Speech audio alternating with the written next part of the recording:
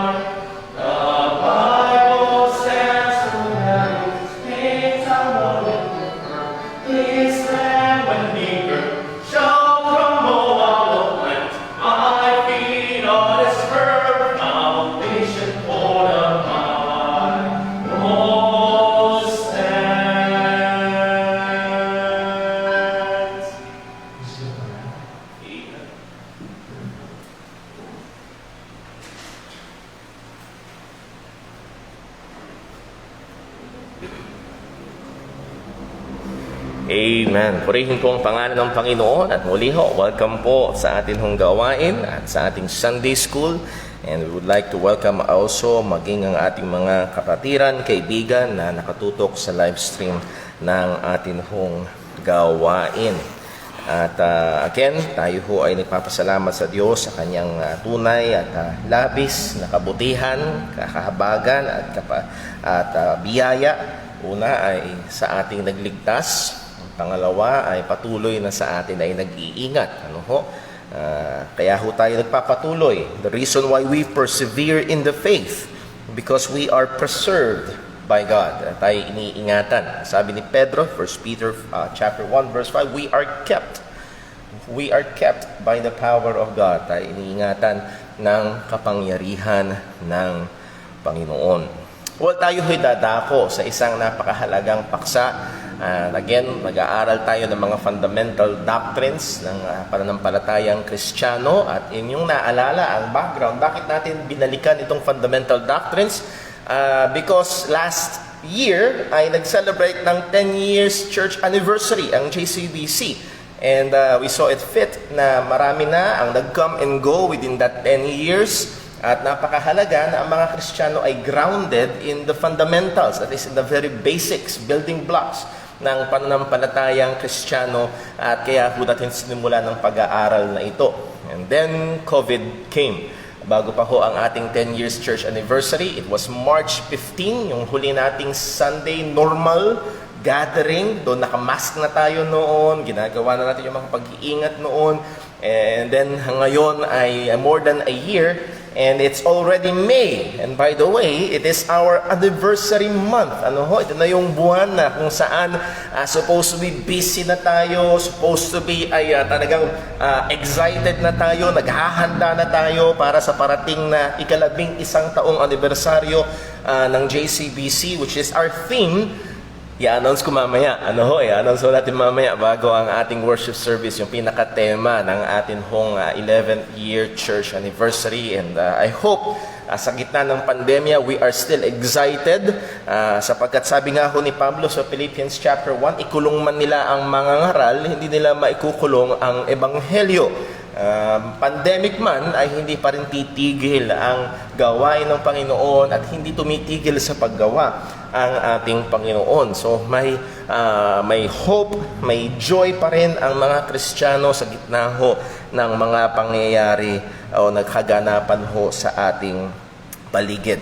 Okay? So with that, ay maging excited nawa ho tayo sa bagay na yan. So tayo dumako sa ating pag-aaral ngayong umaga at nais kong simulan yung ating pag-aaral sa pagbabasa ng isang napakahalagang talata at isang napaka-misused na talata sa Biblia. At mamaya makikita ho natin kung bakit. So buksan ho muna natin bago tayo dumako sa panalangin sa John chapter 17. At ating hiling sinimulan yung pag-aaral tungkol sa Christology or doctrines about Christ sa pagbabasa ng talatang ito. And this shows us the importance of knowing Christ, pagkakilala, tunay na pagkakilala sa ating Panginoong Hesukristo. Well, John chapter 17, simulan natin sa verse number 1. And again, we will be reading it para ho ma-impress ulit sa atin yung gravity ng katotohanan ng pagkakilala kay Jesus. Verse 1, ang sabi, "This word spake Jesus, and lifted up his eyes to heaven, and said, Father, the hour is come, glorify thy Son, that thy Son also may glorify thee. As thou hast given him power over all flesh, that he should give eternal life to as many as thou hast given him. And this is eternal life, that they might know thee, the only true God." Sabi nga ako natin kanina, ito'y very misused at paboritong-paborito ng mga iglesia ni Kristo. At paulit-ulit. Kung nanonood kayo ng debate ng iglesia ni Kristo, iyaan ang paulit-ulit. Pag makikipag-usap kayo sa Kanya, iyaan ang paulit-ulit. The only true God, the Father. Well, hindi doon natatapos ang talata. Tuloy natin ang basa. Verse 3, simulan natin ulit. "And this is eternal life, that they might know thee, the only true God." Yun lang ba ang kailangan para magkaroon ng buhay na walang hanggan? Well, no. "And Jesus Christ, whom thou hast sent." So you must know the Father, and you must also know the Son. Kailangan kilala mo rin ang anak. Tuloy natin, verse 4, "I have glorified thee on earth. I have finished the work which thou gavest me to do." Verse 5, "And now, O Father, glorify thou me with thine own self, with the glory which I had with thee before the world was." So hindi ho dapat kilabutan o kabahan ang mga Kristiyano ang iniwala sa kadiyusan ni Kristo at sa Trinity. Sa verse 3, sapagkat yung Kristo na kailangan makilala ay isang Kristong may kaluwalhatian na kasama ng Ama. By the way, siya ay karapat dapat luwalhatiin ng Ama ng kanyang sariling kaluwalhatian. Sinong nilalang ang karapat-dapat luwalhatiin ng Diyos ng kanyang sariling Hindi ba sabi ng Diyos, hindi ko ibabahagi ang aking kaluwalhatian sa iba? So itong Jesus na dapat na makilala ay karapat-dapat luwalhatiin ng sariling kaluwalhatian ng Ama. At kasama ng Ama, kailan? before the world was. At ang sabi ng salita ho ng Panginoon, siya'y may kaluwalhatian na kasama ng Ama bago pa ang sanglibutan. So siya ay isang Jesus na umiiral na bago pa ang sanglibutan. Nakuha ho ba natin? At kasama siya ng Ama bago pa ang sanglibutan. So ito yung Jesus na kailangang makilala. Muli, we preface that, or Jesus prefaced that with saying, this is eternal life. Kung hindi mo kilala ang Diyos, kung hindi mo kilala si Jesus, walang buhay na walang hanggan. So napakahalaga na makilala natin ang tamang Kristo. With that, tayo ho muna ay manalangin. Panginoon naming Diyos, aming Ama sa langit, salamat po. Salamat sa biyaya mo. Salamat sa pagtuturo mo at salamat sa salita mo. Truly, your word stands. Ang kaisipan, ang akala, ang filosofiya ng tao ay lilipas. Ngunit ang iyong salita na katotohanan ay hindi lilipas. Panginoon, tulungan mo kami na matuto sa iyong katotohanan. Lalo't unay, ayaw namin na ito'y magdulot ng kayabangan, kung hindi, Panginoon, para mas lalo kaming lumalim sa pagkakilala sa iyo at lalong lumalim ang aming pagmamahal at paglilingkod sa iyo. O Panginoon, muli, mahabag ka po sa amin. Mahabag ka po sa amin. Mahabag ka rin po, Panginoon, sa milyon-milyon naming mga kababayan na araw-araw ay nilalapastangan ng pangalan ng iyong bugtong na anak. Nawa, dumating sila sa tunay na pagkakilala sa aming Panginoong Jesucristo. Lord, sa iyo'y walang imposible. Kaya kami sa iyo'y lumalapit. At kami at ang aming paglapit ay sa pamamagitan ng aming Panginoong Jesucristo. Amen. Well, tayo ho ay magbalik-aral mabilis sa mga nakaraan ho nating pag-aaral. We have studied about historical developments, primarily the historical heresies, mga maling katuruan patungkol sa ating Panginoong Jesus. And just to remind us, isa sa mga binigyan natin ng pansin ay yung maling katuruan ng Arianism. Ang Arianism ay nagtuturo na si Jesus ay isang nilalang lamang. Siya ang kauna-unahang nilalang, siya ang pinakamataas na nilalang, pero siya ay nilalang. Maaaring siya ang ginamit para lumalang ng iba, pero still siya ay nilalang. At madalas ito ay nanggagaling sa maling pag-interpreta ng Colossians, na kung saan tinawag siya na firstborn of the creatures. Na ito'y madalas na, ito'y opisyal na doktrina ng mga saksi ni Jehovah. Okay? Mga Jehovah's Witnesses, na kung saan they are Arian sa kanilang pananampalataya o paniniwala tungkol kay Jesus. Pero meron isa pang variation yung Arianism na ang tawag is Socianism. Ang Socianism ay hindi lang basta nilalang si Jesus, kung hindi si Jesus ay isang extraordinary man. Okay? Hindi siya basta tao, kundi extraordinaryong tao, elevated na tao, espesyal na tao, pero tao pa din. Okay? So, pagtingnan natin sa history ng mga maling paniniwala tungkol kay Jesus, ang Iglesia ni Cristo ay nahuhulog sa kategorya ng Arianism. And to be more specific, nahuhulog sila sa Socianism na paniniwala patungkol sa ating Panginoong Jesus. Now, do we deny the humanity of our Lord Jesus Christ? Itatanggi ba natin ang pagiging tao ng ating Panginoong Jesucristo? Kagaya ng ating napag-aralan, we firmly believe and declare the true humanity ng ating Panginoong Jesus. Siya ay isang tunay na tao. Maliwanag ang salita ng Diyos na siya ay nagkatawang tao. Philippians chapter 2 verse 6, who being in the form of God thought it not robbery to be equal with God, but made himself of no reputation, and took upon him the form of a servant, and was made in the likeness of men. Siya ay ginawang katulad natin ng mga tao. But he was, before he took the form of a servant, he was in the form of God. Again, napakaliwanag ang mga katotohanan ito.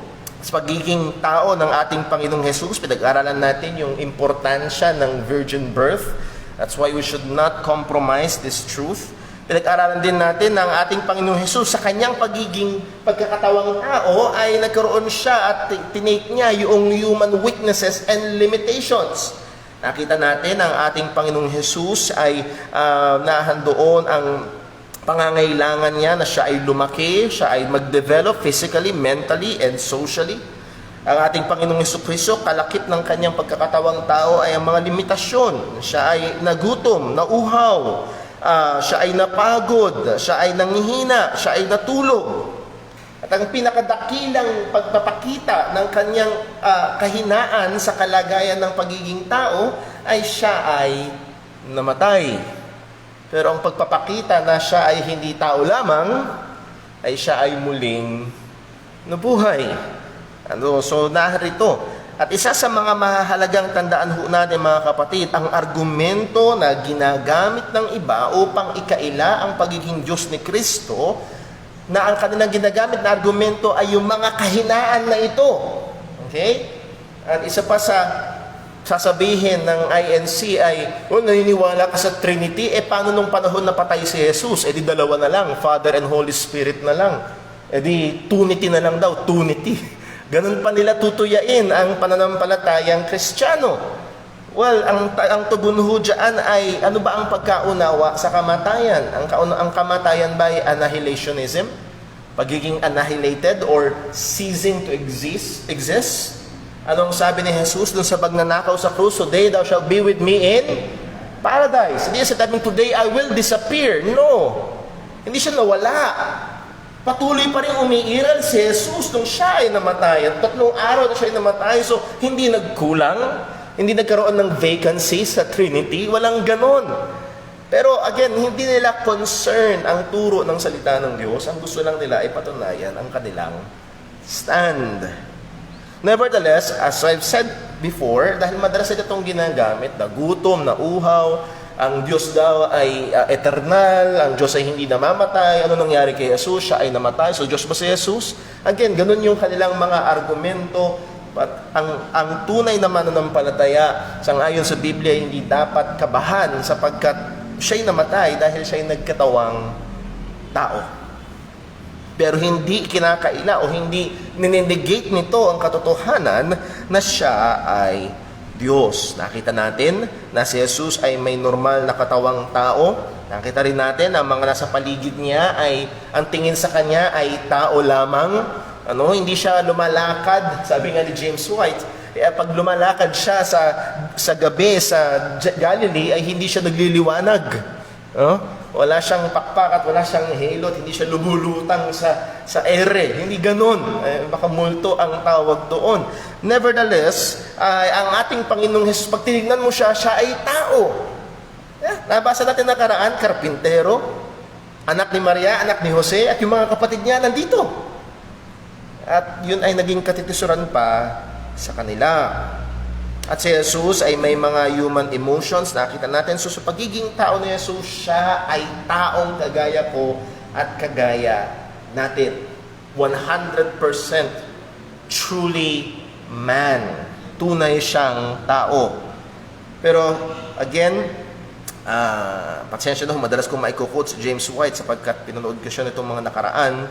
Tayo hong mga Kristiyano, hindi lamang sola scriptura. If you know sola, meaning only, scriptura, meaning scriptures only or scriptures alone.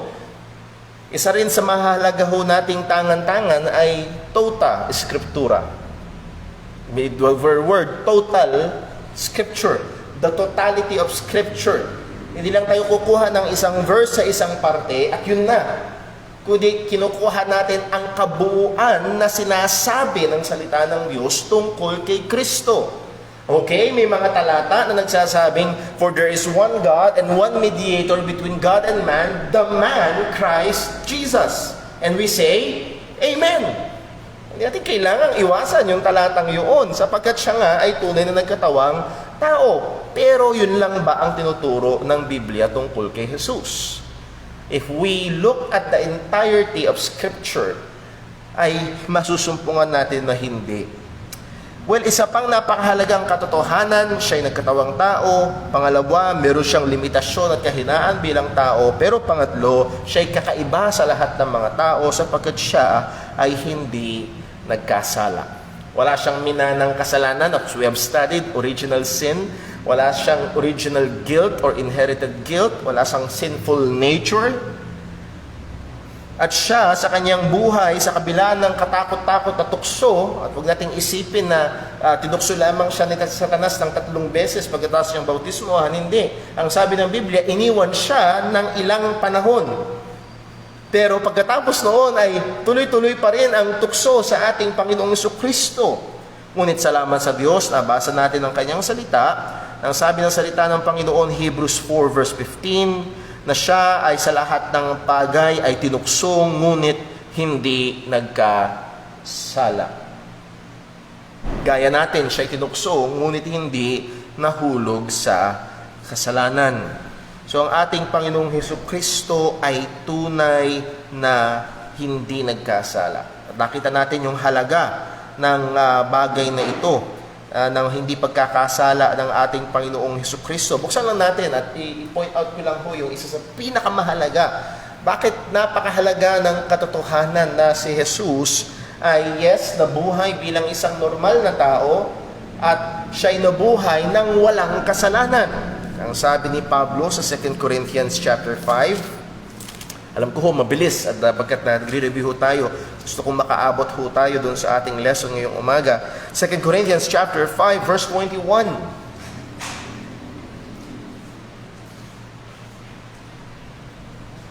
2 Corinthians chapter 5 verse 21. And then tatalon tayo sa Philippians 3. Anong sabi ho ni Pablo? For He hath made Him. Sino yung unang He? Ang Ama. Sino yung Him?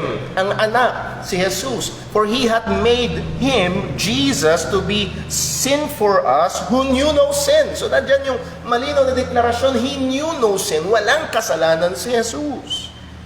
That we might be made the righteousness of God. Anong dalawang salitang dulo? In Him. So yung ating kasalanan ay ibinilang kay Kristo at yung katuwiran ni Kristo ibinilang sa atin. At ang punto ho ay ito, kung si Jesus ay may kasalanan, lahat ng Kristiyano at lahat ng mananampalataya mula pa nung una ay patungo sa kapahamakan. Walang iniwan yan sa gamitin ko na yung sarili kong halimbawa. Minsan si Sister Jonah ay sinisita si Brother Paul sapagkat si Brother Paul ay nagsusubok maging matipid sa damit.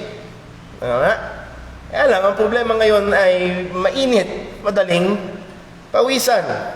So, minsan, naligo si Brother Paul at meron akong isang damit na sandali lang na isuot. Yun ulit yung aking sinuot. Teka.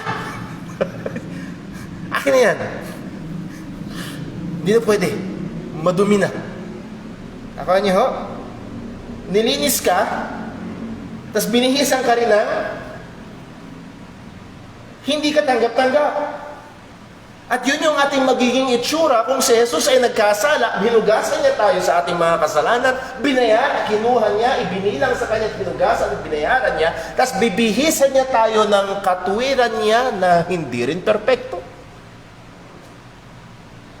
Therefore, hindi rin katanggap-tanggap. So again, that wonderful truth ng ating Panginoon ay hindi nagkasala. Kaya yung ibinihis sa ating katwiran ay isang katwiran na katanggap-tanggap sa Panginoon. At ito yung pag-asa ng lahat ng Kristiyano.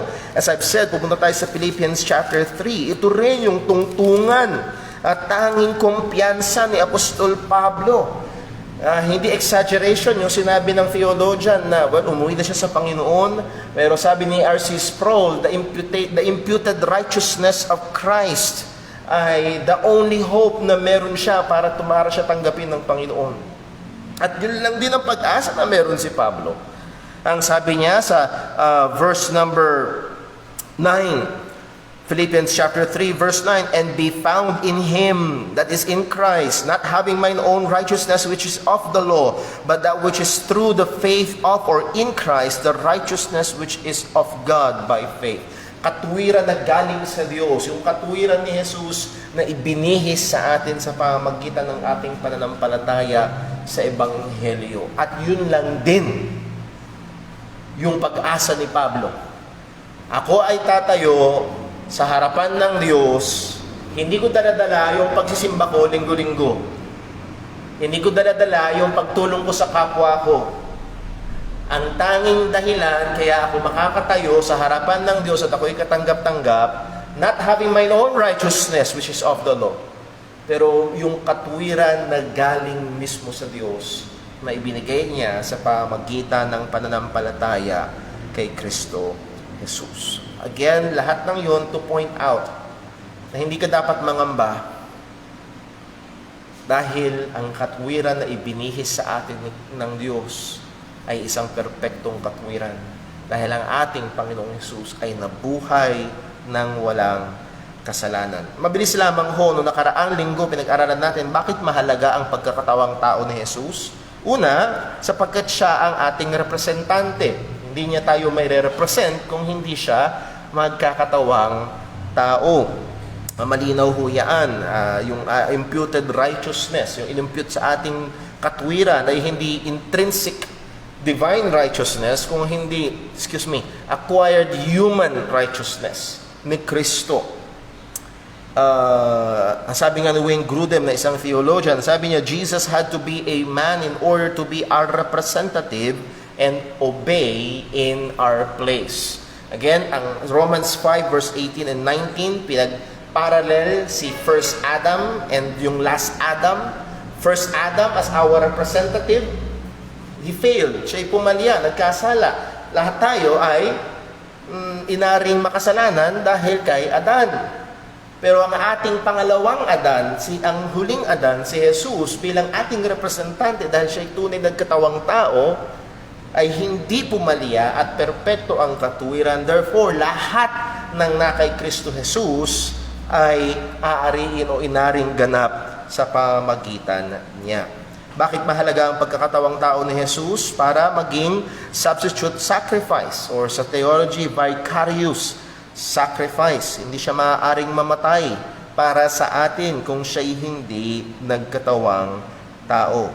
Letter C, pangatlo, to be a mediator. Again, there's one mediator between God and man.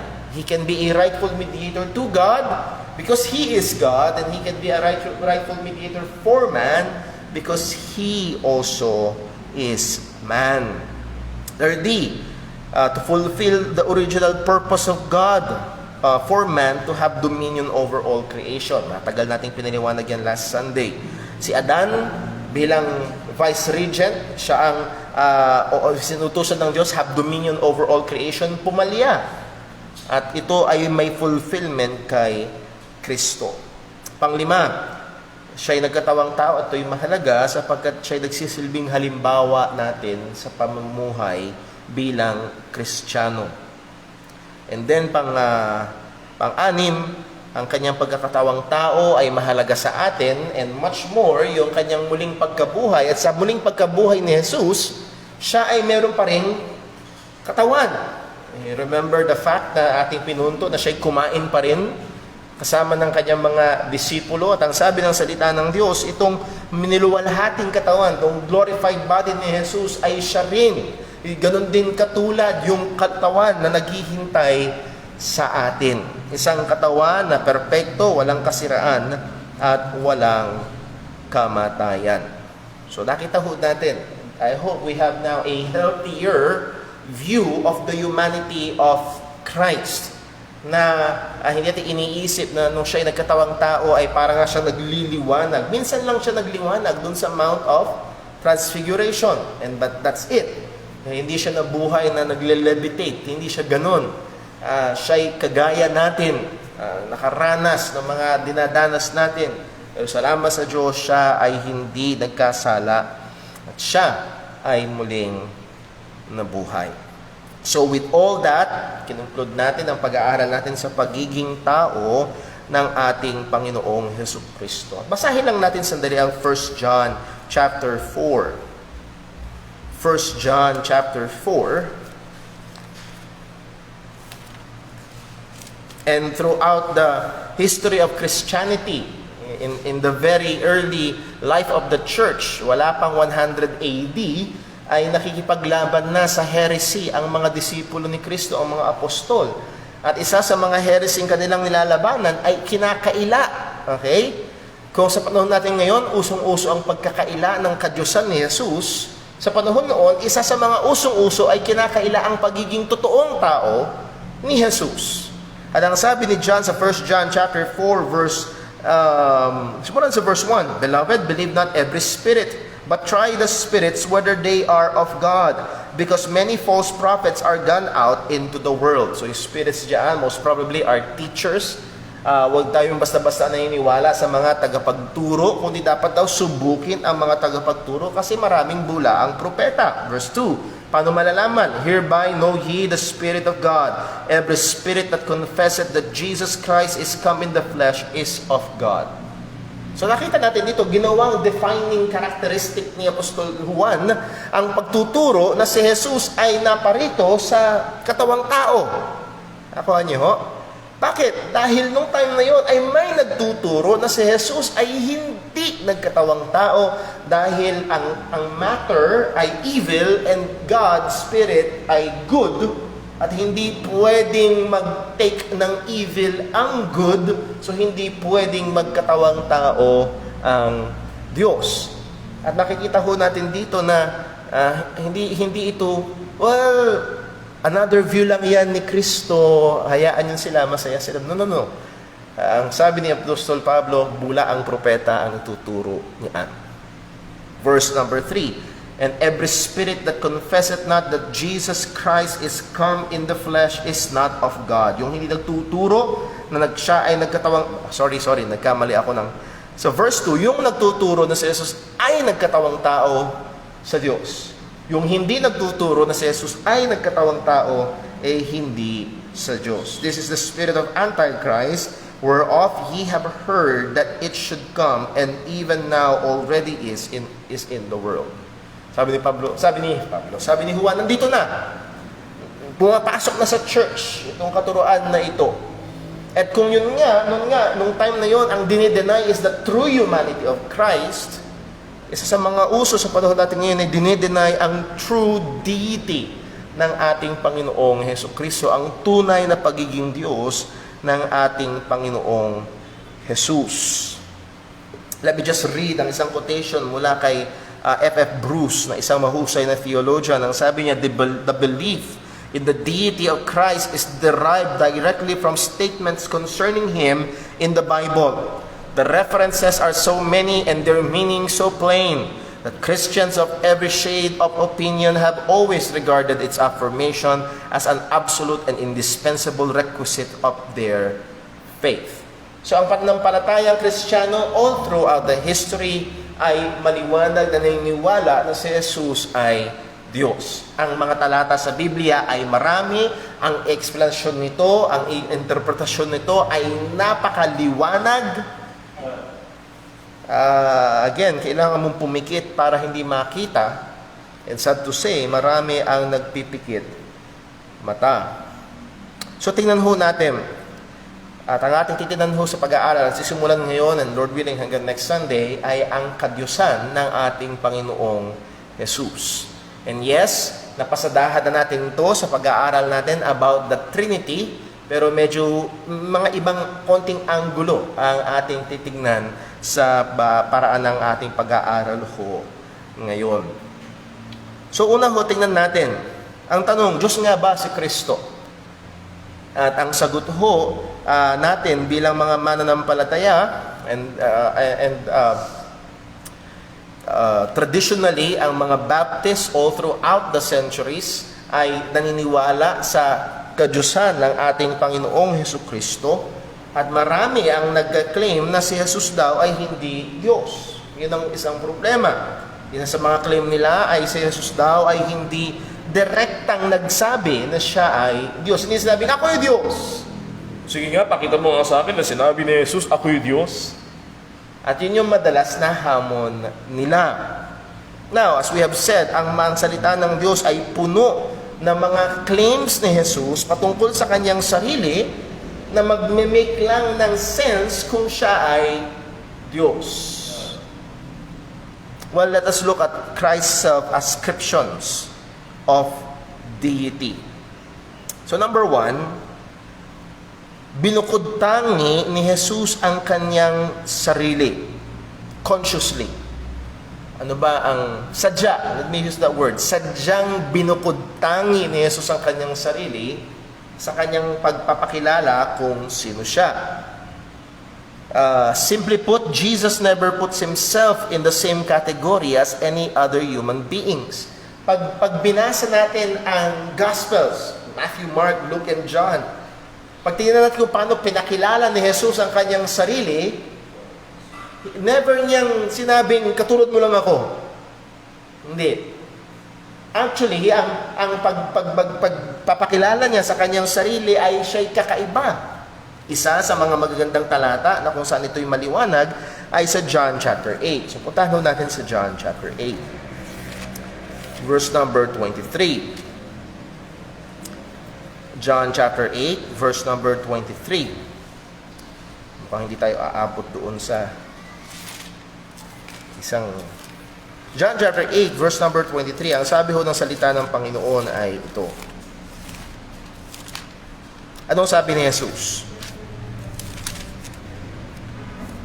And he said unto them, ye are from beneath. So may kausap si Jesus, sabi niya, kayo galing sa baba. I am from above. Ye are, ano ibig sabihin niya nun? Galing tayo sa impyerno? Well, no. Ye are of this world. Kayo ay sa sanlibutan nito.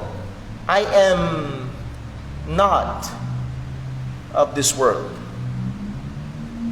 Well, kung si Jesus ay tao lamang,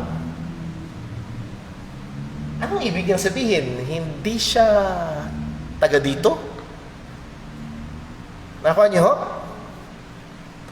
At kung si Jesus, kagaya ng bawat isa sa atin, nagsimula lamang sa sinapupunan ni Maria, gaya ng sinabi ng mga Arians at ng Socianisms. Ano sinabi niyang, ye are from above, ye are from beneath. Supposed to be, dapat na sinabi niya, we are from beneath. Medyo, hindi lang ba nauunawaan ni Jesus kung siya galing?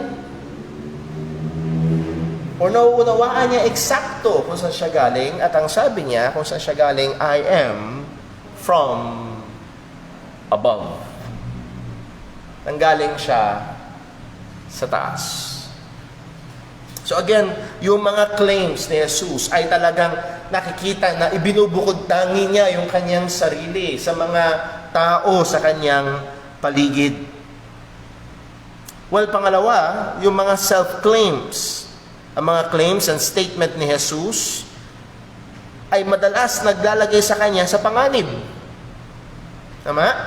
May mga pagkakataon na siya ay gusto nang hulihin, batuhin ng mga tao dahil sa mga bagay na kanyang sinasaysay.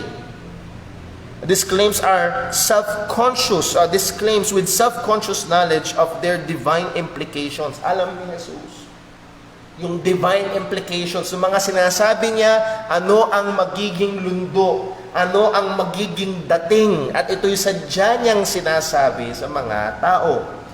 For an example, Mark chapter 2. Mark chapter 2, at actually babalikan ho natin ito maya-maya. Mark chapter 2.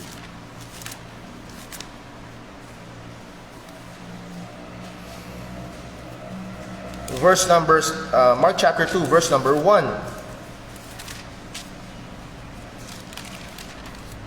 Ano po ang sabi? And again he entered into Capernaum after some days, and it was noised that he was in the house. And straightway many were gathered together, insomuch that there was no room to receive them, not so much as about the door. And he preached the word unto them. Again, so napunta si Jesus sa Capernaum, pumasok siya sa isang bahay, nabalita, dagsaan ng mga tao. At dumating ang limang magkakaibigan, at yung isang kaibigan nila nakaratay sa kama, isang paralitiko. Naalala niyo yung kwento? At di sila makapasok. Punong-puno ng mga tao. Nung ginawa nila, makiat sila sa bubong, pinutas nila. And again, ganito mahalaga yung pag-aaral ng cultural background.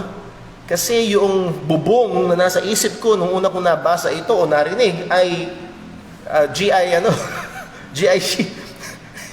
Yung nabibili dyan sa hardware, yun yung bubong. Sayang naman yung yero nung una ko nabasa ito. Pero kung pag pinag-aralan niyo ang kultura ng mga Hudyo, ang ginagawa nilang bubong noon, by the way, wala pang yero noon. Ang ginagawa nila ay sapin-sapin na kahoy, and then lalagyan nila ng mga sanga-sanga, and then lalagyan nila ng dahon, and then lalagyan nila ng putik, then pinipison nila yon.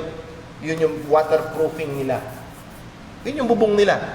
So madali lang na butasin yung isang parte para ibaba yung kanilang kaibigan. At hindi malayo na yung araw na yun, ni-repair nila yung kanilang sinira. Nevertheless, ang punto ay ito. Pagbaba doong tao sa harapan ni Kristo, nakita niya, verse 5, and Jesus saw their faith. He said unto the sick of palsy, Son, thy sins be forgiven thee. And this is very controversial. Anak, ang iyong mga kasalanan ay pinapatawad na. Verse 6, but there were certain of the scribes sitting there and reasoning in their hearts, why that this man does speak blasphemies? Bakit namumusong ang taong ito? Sino ang nakapagpapatawad ng kasalanan kung hindi ang Diyos lamang? At sa ibang tala, maliwanag din sinabi ni Jesus, kaya akin itong sinabi, sapagkat upang inyong malaman, verse 10, but that ye may know that the Son of Man had power on earth to forgive sins, he saith unto the sick of the palsy, I say unto thee, arise, take up thy bed, and go thy way into thy house. Again, alam ni Jesus, conscious siya. Pag sinabi niya ito'y very scandalous. Ang tunog sa tenga ng mga tao, blasphemy! Dahil ang Diyos lang ang nagpapatawad ng kasalanan. Hindi ito sinubukang iliko-liko. Hindi mali kayo ng pagkaon. Hindi. Pero talagang yun na para malaman nyo na meron akong kapangyarihan. Hindi niya i-deny. Listen, hindi niya ikinaila na ang Diyos lamang ang may kapangyarihang magpatawad ng kasalanan. Pero sinabi niya na ang anak ay may kapangyarihan na magpatawad ng kasalanan. So again, this claims ng ating Panginoong Jesucristo patungkol sa kanyang sarili. Nabasa natin kanina sa John chapter 8 verse 23, I am from above, I am not of this world. Sa John chapter 6, buksan lang ho natin.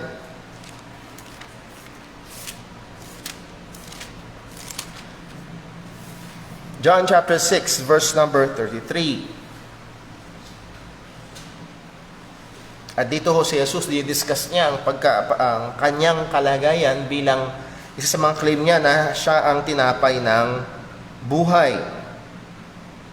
By the way, sa Biblia ho, ang daming I ams ni Kristo. I am the bread of life. I am the water of life. I am the light of the world. At isa sa mga I am niya is I am the door. And for some reason, ang paborito lang ng INC ay I am the door. Kailangan mo daw pumasok sa relihiyon nila para ikaw ay, well, hindi lang siya door, siya rin ay bread. And this is just an analogy. Nang sabi ni Jesus sa verse number 35, and Jesus said unto them, I am the bread of life. He that cometh to me shall never hunger, and he that believeth on me shall never thirst. But I said unto you that ye have also seen me, and believe not. All that the Father giveth me shall come to me, And him that cometh to me will I no wise cast out. Talon tayo sa verse number 38. 38. Anong sabi ni Jesus? For I came down from... Saan daw siya galing?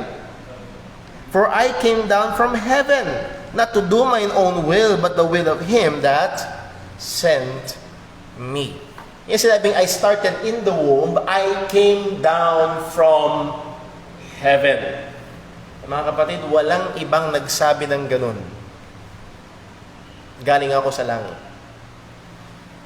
So again, these statements ni Jesus ay magkakaroon lamang ng saysay kung siya ay tunay nga na umiiral na bago pa siya ipagbuntis ni Maria.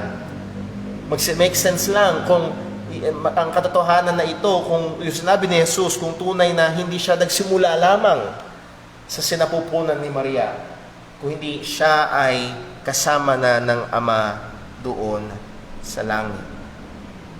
So this claims ng ating Panginoong Kristo ay maliwanag. John 8 verse 54, ang sabi, Verily, verily, I say unto you, before Abraham was, I am. Pinag-aralan natin yung nakaraan. At ito mismo yung ego eimi. Ito rin mismo yung sinabi ng Panginoon kay Moses, I am. And this is Jesus Christ directly claiming that He is the I am. So again, kailangan ngang pumikit para hindi makita. May mga prerogatives na sa Diyos lamang na inako ni Jesus, kagaya na basa natin kanina, para magpatawad ng kasalanan. At isa sa mga hamon ko ho, sa Biblia, maliwanag, siguro ho, tingnan natin kung dito tayo matatapos. Isa ho sa mga maliwanag sa Biblia, buksan lang natin, buksan na lang ho natin, sa Matthew chapter 4. Isa sa mga tuksong ginawa ng dyablo kay Jesus ay ipinakita niya ang lahat ng kaharian ng kalupaan. Tama? At ang sabi ng dyablo, lahat ng ito ay ibibigay ko sa iyo kung magpatira pa ka sa aking harapan at sambahin mo ako. Anong tugon ni Jesus sa dyablo? Ang sabi ni Jesus, verse 10, Simulan sa verse 9, And say it unto him, all these things I will give thee, if thou wilt fall down and worship me. Gusto ng dyablo na sambahin siya ni Jesus. Verse 10, Then saith Jesus unto him, Get thee hence, Satan, for it is written, Thou shalt worship the Lord thy God, and him only thou shalt serve. O shalt thou serve. Maniwanag ba o malabo sa Biblia? Sino lang ang pwedeng sambahin? Ang Diyos lang. Ang anghel ba pwedeng sambahin? No. Ang tao ba ay pwedeng sambahin? Hindi rin ho. Actually, may makikita tayong mga lugar sa Biblia na sinubukang sambahin ng anghel at sinubukang sambahin ng tao. Anong reaksyon? Buksan natin sa Revelation chapter 19.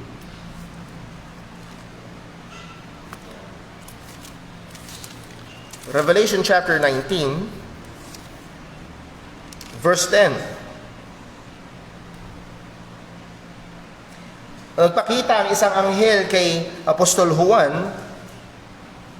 Ang sabi ng salita ng Panginoon, anong reaksyon ni Juan? Verse 10, And I fell down at his feet to worship him, and he said unto me, See thou that do it not. I am thy fellow servant and of thy brethren, that have the testimony of Jesus. Worship God, for the testimony of Jesus is the spirit of prophecy. So narito si Juan, nagpatira pa, sumamba sa harapan ng anghel, sabi niya, no. Siguraduhin mo huwag mong gagawin yan, kasi pareho lang tayong alipin. Anong sabi ng anghel? Worship God. Sa book of Acts. Acts chapter 14. So, ang anghel, hindi tumatanggap ng pagsamba. Karumal-dumal na sambahin ng anghel. Sa Acts chapter 14,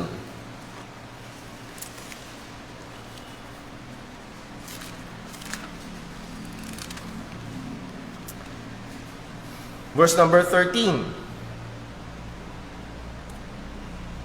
Then the priests of Jupiter, which was before their city, brought oxen and garlands unto the gates, and would have done sacrifice with the people. So dahil gumawa ng himala, si Paul at si Barnabas, sila'y, sabi ng mga, nung nakita ng mga tao yung himalang ginawa ni Apostol Pablo de Barnabas, sabi ng mga tao, ang mga Diyos ay bumaba. Ano nila, si Jupiter at si Mercurius yata, kung na nagkakamali ng tanda. So tama, si Mercurius, verse 12. Verse 14, ang sabi, and which when the apostles, Barnabas and Paul, heard of, they rent their clothes, running among the people, crying out and saying, Sirs, why do ye these things? We also are men of like passions with you, and preach unto you that ye should turn from these vanities unto the living God, which made heaven and earth and the sea and all things that are therein. Hinapak nila yung kanilang mga damit. Anong reason? Para tao lang din kami, tao lang kami. Kami na parito nga para kayo ay idalhin at ang sambahin niyo ay ang tunay na Diyos na lumalang ng langit at lupa. Again, anong point? Sino lang ang pwedeng sambahin? All throughout the Bible, consistent ba o inconsistent ang utos ng Diyos? Thou shalt have no other gods but me. Huwag kang agagawa ng inanyuan, huwag mo silang yuyukuran, at huwag mo silang paglilingkuran, sapagkat akong Panginoong yung Diyos ay Diyos na mapanibuguhin, seloso. Consistent ba ang Biblia? Walang ibang pwedeng sambahin kundi Diyos lamang. Consistent ba ang Biblia na pag sumamba sa hindi Diyos ay karumal-dumal at hindi dapat gawin at isang kasalanan? Yes, the Bible is consistent. At narito, isa sa mga, para sa akin at least, napakahalaga at napakalaking patunay na si Jesus ay Diyos, ay si Jesus ay tumanggap ng pagsamba. Paulit-ulit sa Bible, may sumasamba, may nagpapatira pa sa ating Panginoong Jesucristo at kailanman never niyang pinigil. At lagi niyang tinanggap. Ang anghel, pinigil. Ang mga apostol, pinigil. Pero si Jesus, tumanggap ng pagsamba. Sa Matthew chapter 2, alam mo natin ito, verse 11, yung wise men. Sasabihin nyo, ay, masyado pang bata si Jesus para kanyang, pero ang punto, these are wise men na ginabayan ng Panginoon. Yes? At sila ay sumamba sa ating Panginoong Jesucristo. At paulit-ulit sa Bible, napakaraming mga pagkakataon si Jesus ay tumanggap ng pagsamba, ng papuri na dapat ay sa Panginoon lamang. Matthew chapter 14. Matthew chapter 14 and verse number 33. Now mga kapatid, bago natin basahin, sinasadya ko hong bagalan ito. Sapagkat higit sa malamang, ngayon sa daling ito, meron tayong kilala na kaanib. Sa biyaya ng Diyos, meron ditong mga dating kaanib ng relihiyon na yon. Pero again, sa kanilang, pag sinubukan mo silang kausapin, hindi sila interesado sa sinasabi ng Biblia. Meron silang doktrina, at lahat na nasusulat sa Biblia ay ipapasunod nila sa doktrina nila. Kahit na napakalinaw na ng salita ng Panginoon. At ang sinusubukan ko kong gawin, because we are in that context, kaya natin binibigyan din ng pag-aaral na ito ay maging equipped tayo. Hindi makipagdebate, pero kung kinakailangan, ipakipaglaban ang pananampalataya. At kung kinakailangan, ibahagi sa kanila ng malinaw kung bakit ganito ang ating pananampalataya sa ating Panginoong Jesus. So balik tayo sa Matthew chapter 14, verse 33, anong sabi? Then they that were in the ship came and worshipped Him. Sino yung Him? Si Jesus. At anong ginawa? They worshipped Him. Nung ginawa yun ni Juan sa anghel, pinigil ng anghel. Nung ginawa yun ng mga tao sa mga apostol, pinigil ng mga apostol. Nung ginawa yun kay Jesus, wala siyang pagpipigil na ginawa. Hindi niya hinadlangan. So, truly, of a truth, thou art the Son of God. Again, this is just one of the examples. John chapter 5. John chapter 5. At I know you know this verse already. Anong klaseng papuri ang kailangang ibigay sa anak? Anong klase, anong level na papuri ang katanggap-tanggap na ibigay para sa anak? At yun nung kausap ko ditong, sana maunawaan nyo rin yung konteksto ni Brother Paul sapagkat itong mga nakaraang linggo ay meron akong kausap, kadayalogo na Iglesia ni Cristo. They will not engage the text. Dinadala ko siya sa text. Ito po ang sabi, ito po ang sabi. Pero hindi, talagang tatakbo lang sila, ipaparot lang nila, uulitin lang nila yung kung ano yung dinoktrina sa kanila. They're not concerned with the truth of the text. Ang sabi din John chapter 5, verse number 23.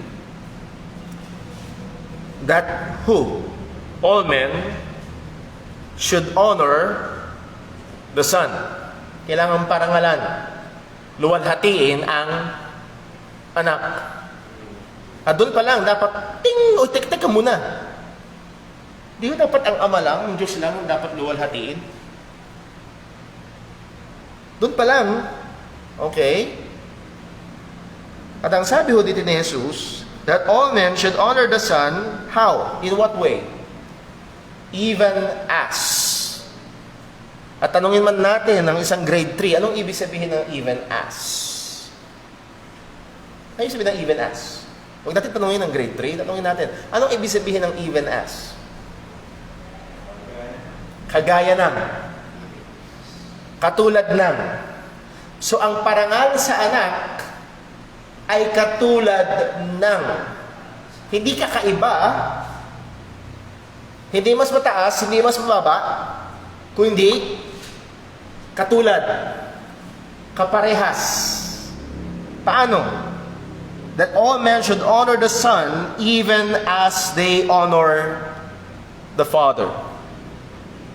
Kung paano mo luwalhatiin ang Ama, ganun din daw dapat katulad, kapantay, ang pagluwalhati sa anak. Ang sabi ni Jesus, he that honoreth not the Son, honoreth not the Father which hath sent him. If you are not honoring the Son, if I may add, if you're not honoring the Son that way, kung hindi mo ino-honor, pinararangalan ng anak, kagaya ng sa Ama, kapantay ng sa Ama, hindi mo niluluwalhati ang Ama na nagsugo sa anak. So narito ho mismo si Jesus ang nagsasalita. At ang kanyang sinasabi, ang karapat-dapat na parangal sa kanya ay katulad ng kung paano pinarangalan ang Ama. Let me end here. Merong isang Christian philosopher na nagpauso ng sinatawag na trilema. Hindi trinoma, trilema. Ang dilemma, meaning two, merong two hard options. Trilema, three options. Sang-ayon sa mga salita, kataga na binatawan mismo ni Jesus. And we had just read sa John 5:29. Ang sabi niya, it's either Jesus is a liar, a lunatic, or Lord.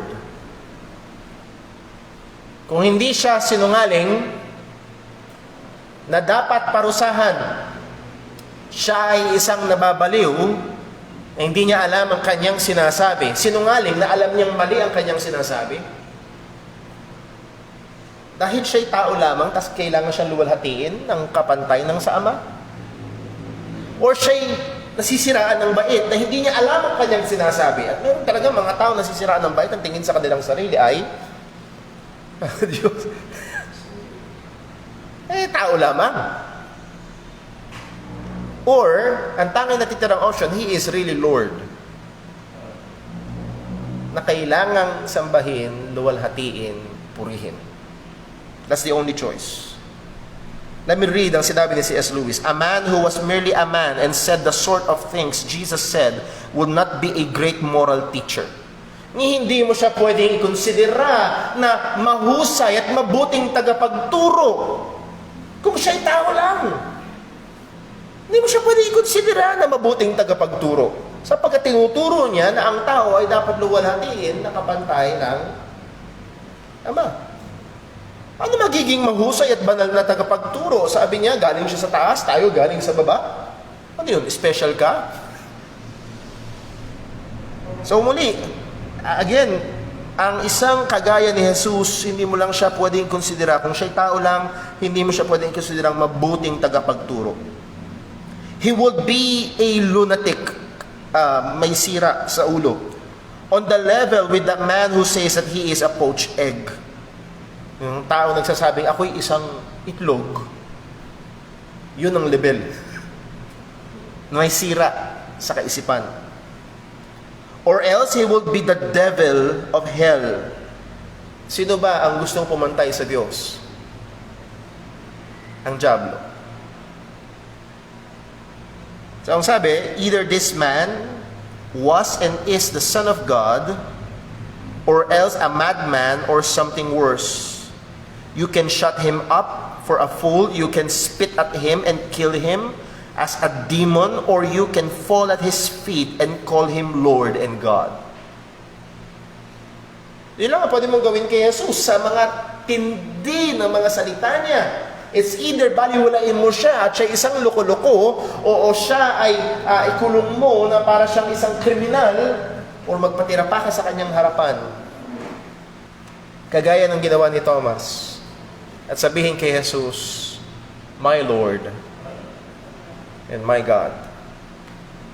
By the way, alam niyo ang consistent na reply sa akin ng Iglesia ni Cristo? Nung tinatanong ko lagi, paano yung sinabi ni Thomas, My Lord and my God? Sabi niya, mas maniniwala ako kay Jesus kaysa kay Thomas. Yari na ang inspiration ng Scripture. Nung bandang huli, nung na siya'y na-pressure, kasi nagsinungaling at mali si Thomas. Teka ho muna. Sabi niyo, ang natuturo na si Jesus ay Diyos, ay pupuntang impyerno, at narito si Thomas, tinawag si Jesus na Diyos. Ibig sabihin, si Thomas ay nasa impyerno?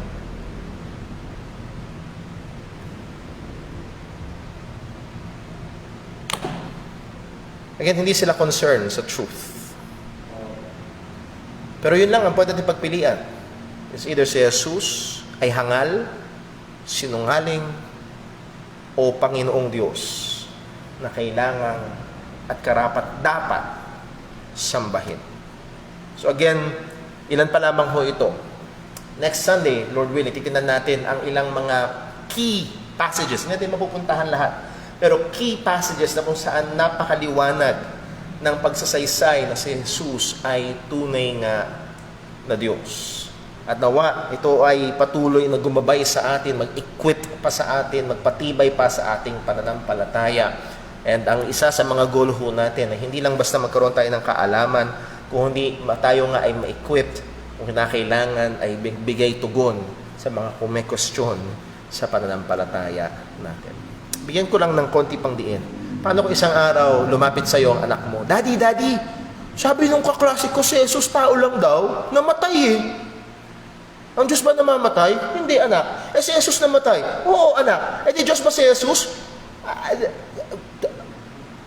Tanong natin kay No. Anak, nais ko ipakita sa iyo mula sa salita ng Diyos. Ito kasi ang sabi ng Bible. Nagkatawang tao si Jesus. At gusto ko maging equipped tayo sa bagay na yan para ipakilala. Maging equipped tayo, so much so na maging sa mga bata sa ating mga tahanan ay pwede natin ipakilala si Jesus na naibinigay ng Ama na namatay sa krus para sa ating kaligtasan. With that, again, kung meron hong mga tanong, pwede ho kayong lumapit sa akin o sa ating mga kaibigan, kababayan, kapatiran na katunghay sa online, pwede nyo i-comment at isasagutin po natin yan. Pero doon ho muna tayo matatapos. Let's pray. Panginoon naming Diyos, aming Ama sa langit, O Diyos, tulungan mo kami. Gusto namin at kalooban mo na lalo pa kami lumalim sa pagkakilala sa iyo. Kung meron mang kamalian, kung meron mang pagkukulang sa amin pong mga pananampalataya, O Panginoon, tulungan mo kami na magpasakop sa iyong salita. Hindi sa ideya ng tao, hindi sa tradisyon ng tao. Tulungan mo kaming tindigan ng iyong mga katotohanan. Kung kinakailangan, tulungan mo kami ipagtanggol ang iyong katotohanan. Muli, Panginoon, kami humihingi ng iyong habag at awa sa napakadami naming kababayan. Oo, meron kaming mga kamag-anakan na ang kanilang pananampalataya kay Kristo ay sadyang napakalayo sa katotohanan. Mahabag ka po nawa sa kanila. O alam po namin na kaya mong buksan ang kanilang mga puso. At tulungan mo kami na magsalita ng totoo at magsalita ng totoo sa pagmamahal. At muli, Panginoon, ay ikaw ang patuloy na maluwalhati. Lord, nawa sa aming pong pagsamba, ay tulay nga namin mabigyang kaluwalhatian ng iyong bugtong na anak, gaya ng aming pagluwalhati sa iyo. At lahat ng ito ay dalangin namin sa ngalan ng aming Panginoong Hesukristo. Amen. Dako tayo sa ating 15-minute break. Again, mga kapatid, meron na tayong konting refreshments, kape po dyan, libre ho yan. Tayo ho ay mag-break and also mag-fellowship sa mga naririto ho. Thank you very much. God bless po. At dismiss po muna tayo sa ating Sunday School.